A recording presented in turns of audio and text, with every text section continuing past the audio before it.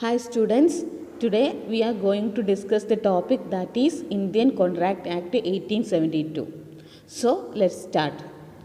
Indian Contract Act 1872 is the main source of law which regulate contracts in India. This Contract Act comes into force on 1st September 1872. So this Contract Act is applicable to all states of India except Jammu and Kashmir. Now we can discuss the sections of Indian Contract Act. Indian Contract Act is divided into two parts. So the first part consists of section 1 to 75, which deals with general principles of the law of contract, which is applicable to all contracts. Part 2 consists of section 124 to 238, which deals with special contracts like indemnity of guarantee, contracts of bailment and pledge, contract of agency, etc. Now we can discuss what is contract. A contract is an agreement to do or not to do an act. In other words, a contract is a legal agreement. That means a contract is enforceable by law. Now we will discuss some definitions of contract. First we will look the definition which is given in Indian Contract Act. Section 2 subsection H of the Indian Contract Act defines a contract as an agreement enforceable at law. That means any agreement which is acceptable by the law is called a contract. Now we have another definition which is given by Sir Frederick Pollock. According to him, every agreement and promise enforceable at law is a contract. So, while analyzing these definitions, we will get two components which are essential for a contract. That is an agreement and enforceable at law. So, these are the two components of contract. So, based on this, we can make a conclusion that is a contract is equal to agreement plus enforceable by law. So, this is the mathematical definition of contract. So, once again, a contract is equal to agreement plus enforceability at law. Okay, hope you understand the concept contract. Now we will discuss an example. This will help to clear the concept contract more easily. A invite B to a dinner and B accept this invitation. It is only a social agreement and not enforceable in any court of law. So it is not a contract. A agreed to sell his house to B for rupees 50,000. This is a contract. Now moving to the next topic, that is agreement, which is the first part of contract. Section 2 subsection E of the Indian Contract Act defines every promise and every set of promises forming consideration for each other is an agreement. That means an agreement is the proposal or offer of one party and acceptance of another party. Or we can say that an agreement consists of two parts. First one is proposal from one side and second one is acceptance by the other party. So an agreement is acceptance offer given by one party and it is accepted by another party. So mathematically we can define an agreement is offer plus acceptance. Now look this example. A offered to sell his house for rupees 5 lakh to B. B accept this offer. So there is an agreement reached between A and B. That means here one person give offer to another person and another person accept this offer. So these are all about agreement. Now we can discuss the main components of agreements. There are mainly three components of a valid agreement. They are at least two parties, consensus addendum and promise or reciprocal promises. So take the first one, that is at least two parties are required to form an agreement. That means one party make the offer and the other party accept it. Now the second one is consensus addendum or identity of mind. That means there must be an identity of minds among both the parties regarding the subject matter of the contract. Both the parties accept the contract in the same sense at the same time.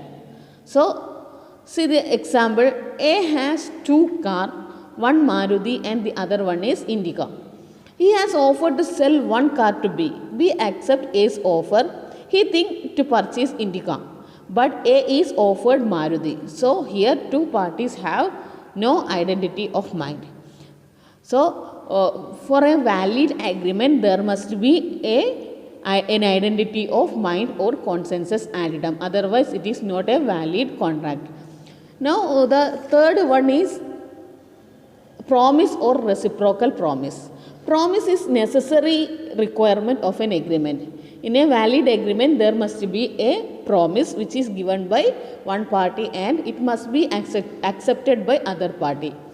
So these are all about agreement. Agreement is the first part of contract. Now moving on to the second part, that is enforceability by law. To consider an agreement as a contract, it must be enforceable by law. That is, it must satisfy the legal aspects of the law. An agreement which is not enforceable by law is not a contract.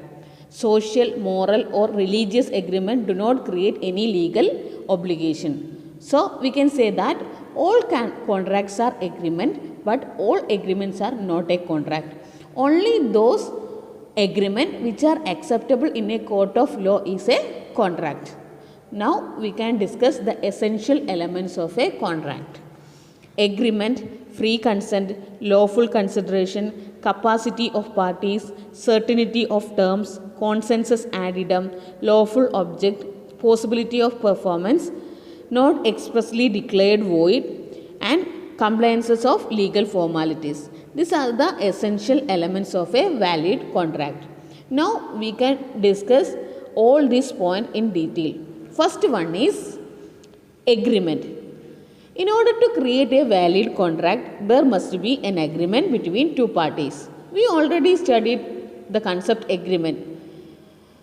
So, an agreement involved a lawful offer by one party and lawful acceptance of this offer by the other party. Next is free consent. As the name indicates, a contract is lawful only the consent of the party must be free from any kind of pressure. So we can explain this concept with an example. Suppose A want to buy the house of B.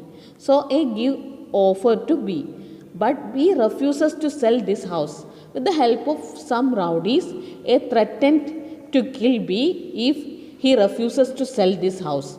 Due to this threat, B agreed to sell his house to A. So he gave his consent. But this consent is not a free consent. So the contract is not a valid contract. Now next one is lawful consideration. A contract is valid only it has adequate consideration. Consideration means the price paid by one party for the promise of the other. In simple word, consideration means something in return. An agreement made without consideration is void.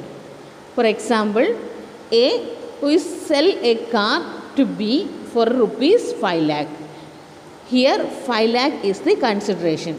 So there must be a lawful consideration, then only a contract is valid. Now the next point is competency of party.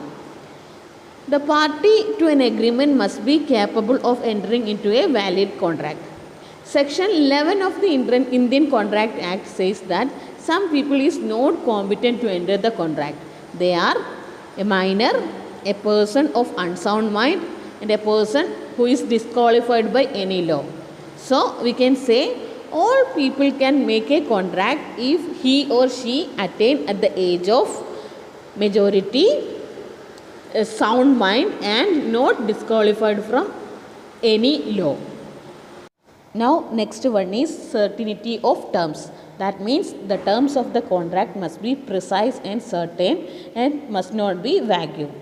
Now take an example. If A agreed to sell a car to B out of his 5 cars, there is no indication in the contract that which car is ready for sale.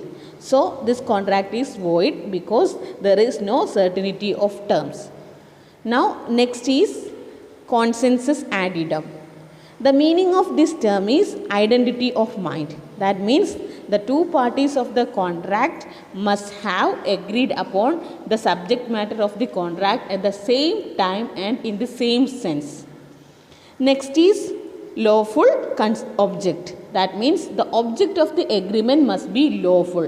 It must not be illegal, immoral, or opposed to public policy. If the object is unlawful, the agreement is void.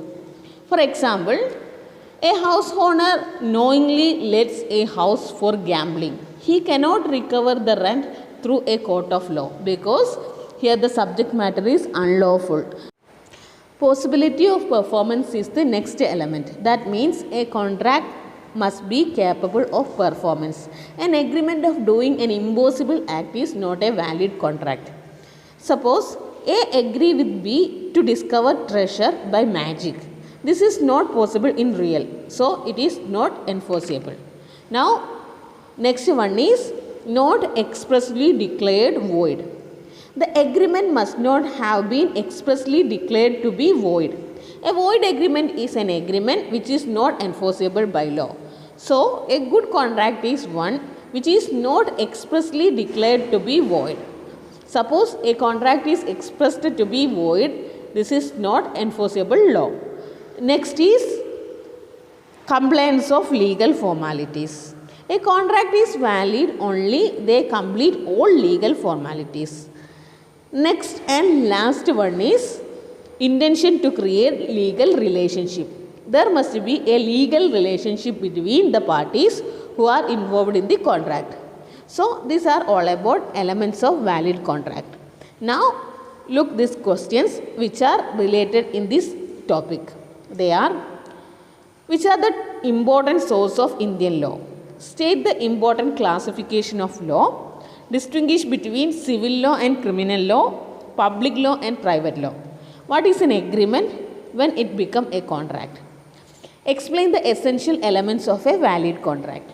Explain the essential aspects of an agreement. So, this is your assignment. You have to find the answer for this question. So, students, let's wind up this session. See you in the next class. Thank you.